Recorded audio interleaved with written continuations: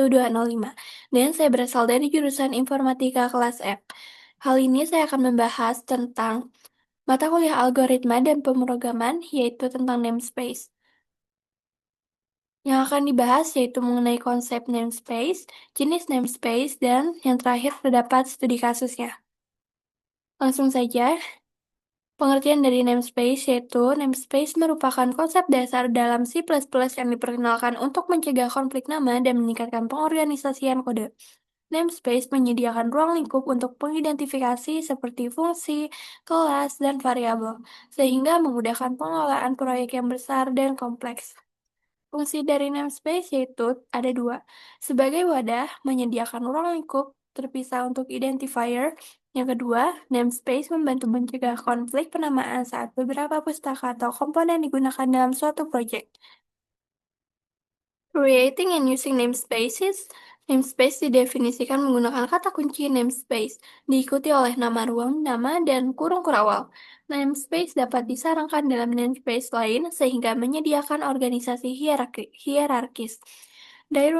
Directive using memasukkan nama ke dalam cakupan sehingga dapat diakses secara langsung dalam cakupan saat ini. Directive ini sering digunakan untuk menghindari pengetikan nama namespace secara berulang. Namespace Declaration. Untuk mendeklarasikan namespace, gunakan kata kunci namespace diikuti dengan nama namespace, diikuti dengan kurung awal yang mengapit deklarasi.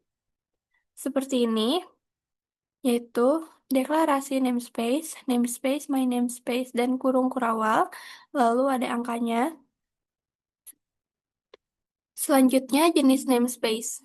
Namespace STD berisi semua komponen pustaka standar C++, termasuk struktur data umum, algoritma, dan operasi input atau output.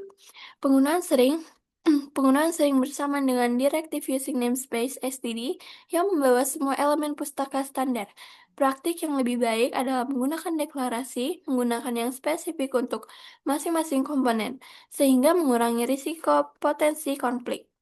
Lalu, the global namespace. Yang pertama, global namespace adalah namespace default yang mencakup semua pengenal yang dideklarasikan tanpa namespace eksplisit. Tidak diperlukan awalan untuk mengakses anggotanya. Yang kedua, sebaiknya hindari menggunakan namespace global dengan terlalu banyak pengenal. Gunakan awal titik dua untuk merujuk ke eksplisit ke anggota namespace global. Namespace aliases.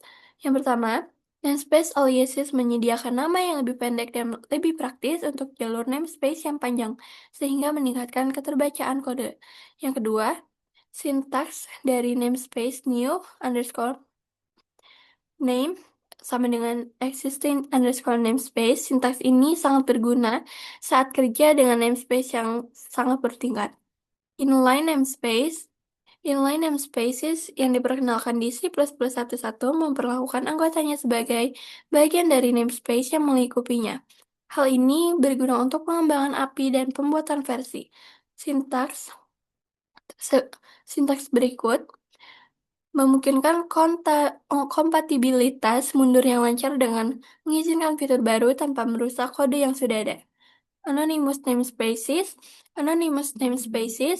bersifat khusus yang menyediakan hubungan internal kepada anggotanya. Namespace ini menggantikan kata kunci statis untuk hubungan internal.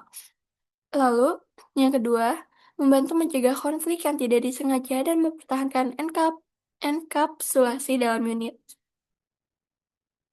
Best practice for using namespaces. Yang pertama, hindari penggunaan perintah using namespace pada file header untuk mencegah potensi konflik saat beberapa header disertakan. Yang kedua, gunakan deklarasi using yang spesifik untuk masing-masing komponen, mengurangi risiko konflik nama dan meningkatkan keterbacaan kode.